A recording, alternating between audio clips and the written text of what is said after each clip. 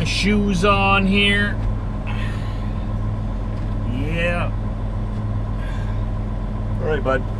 Take them with us. Ready? All right.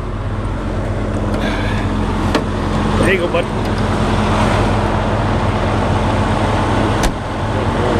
So what is going on with YouTube?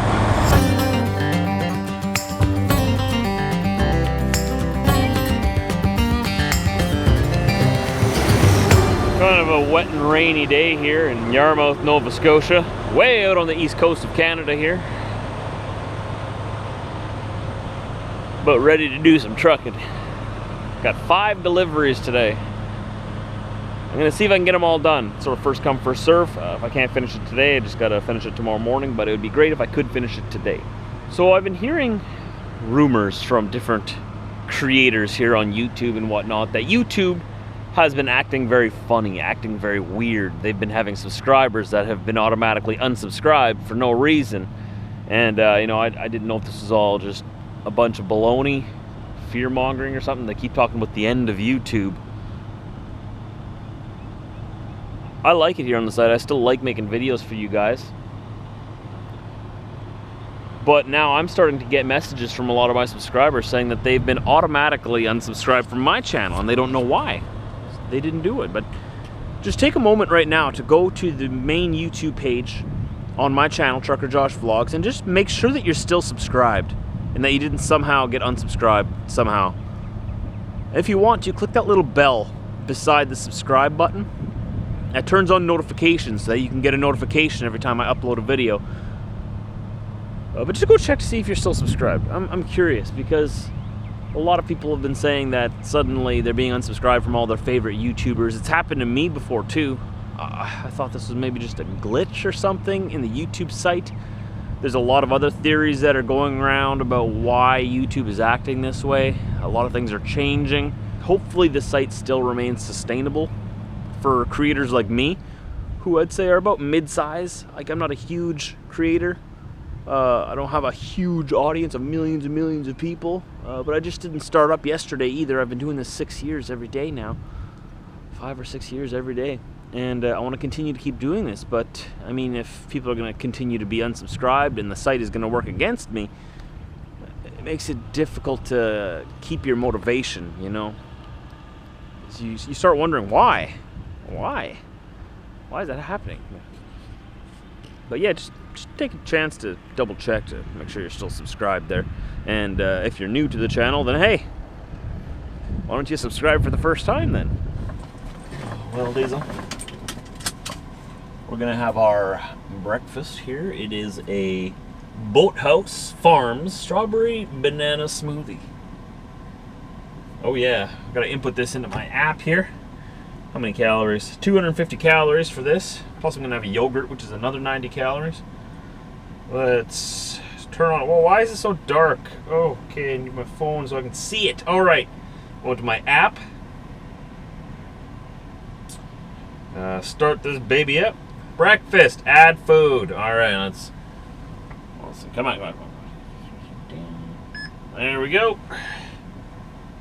Oh, this one says it's 130 calories. Oh, serving size 8 fluid ounce. There's 15 ounces in here. Okay, so I'm gonna have to adjust the serving size. Okay, I'm gonna have the whole thing. Trucker Josh needs his breakfast. And then in about 10 minutes here, 15 minutes, we need to get moving. Oh my. These smoothies aren't as healthy as they say they are. Sure, they're made of fruits. Very high in sugar. Very high in sugar. 42.2 grams of sugar in there. And my daily allowance is like, what, 50 or something like that? Oh my. Lots of sugar in these things, so don't be fooled. They're not as healthy as they make it look with all the fruits and stuff on there. They pack a ton of sugar into these things. Now we know. And then my other part of my breakfast is Yo Play Light. This episode brought to you by not Yo Pay. They're not paying me. They're not paying me. No. Making our way out of this little complex here where we slept last night. It's a nice quiet night. No problems. problem here is that it's raining, and I've got to work outside for the next half hour as soon as we get there. But that's okay, a little water never hurt anybody. It is a little chilly here though, it's 6 degrees Celsius, so just a little above freezing. It's the coldest it's been in about a week for me. So hopefully everything will go smoothly and quickly. That's what I'm talking about. You can get the stuff off of here. Carry on down to the south. Have you guys ever heard of the show Oak Island? It's that famous island here in Nova Scotia that apparently has a hidden treasure there somewhere. They made a TV show about it. We are right by Oak Island right now. I might be close to the world's greatest treasure, buried, that no one has ever found. But there's a theory that it is there. We're on the east coast of Nova Scotia, the east coast of Canada, really. I love these little towns on the side here. Apparently it gets pretty crazy with tourism here in the summertime, and I believe it. In summertime, it would be a great place to be. In wintertime, I would say avoid it, but if you like snow, come on down. Check it out. That's Atlantic water right there.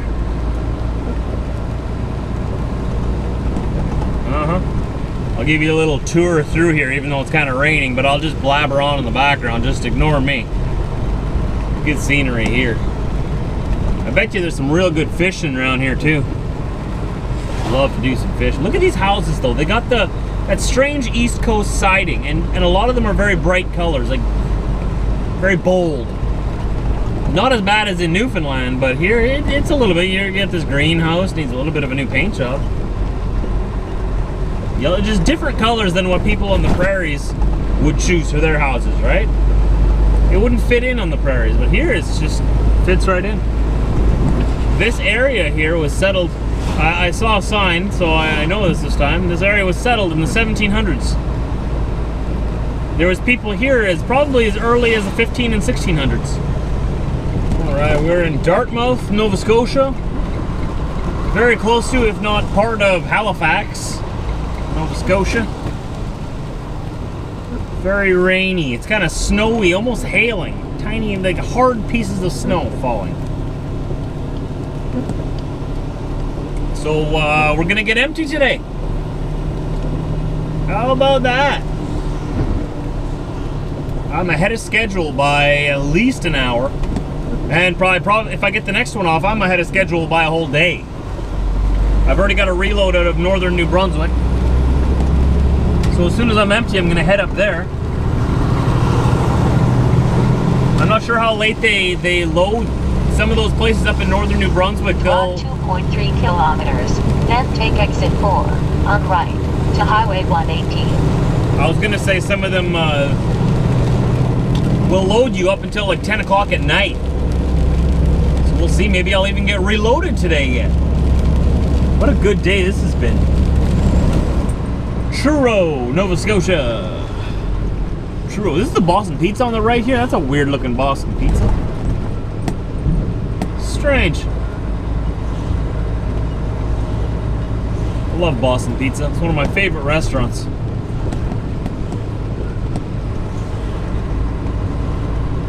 They could come down on their prices a little bit, though. I'm just gonna throw that out there, but a little pricey. You do get what you pay for. It's delicious.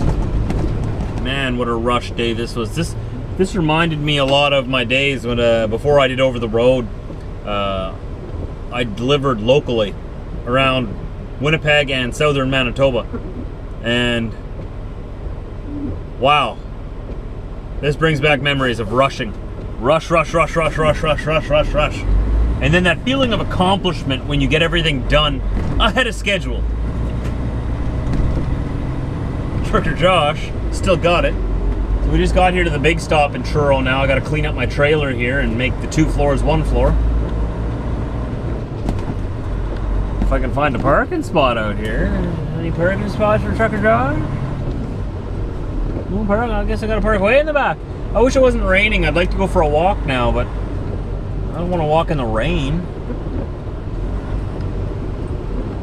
I mean, I'm hardcore, but I'm not that hardcore, you know what I mean? So it's the next morning, and I just got reloaded. I'm heavy. Heavy, I'm ready. Turn left on Route 80. Ready to go to the States. We're in the small town in Acadia of northern New Brunswick called Grand Anse. I think that's how you pronounce it, I'm not sure. This is the French part of New Brunswick.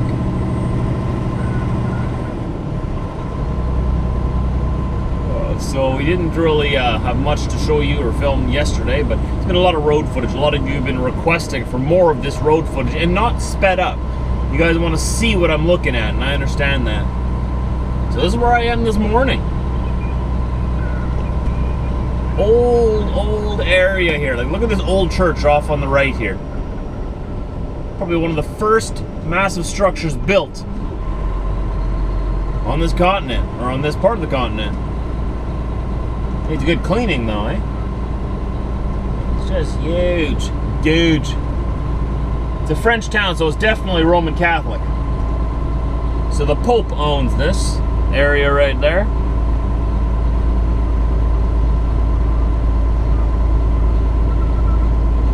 I'm not Catholic myself, so I don't know how that whole church system works. But I think all of the Roman Catholic properties and land belong to the government of the Vatican, which would be the Pope.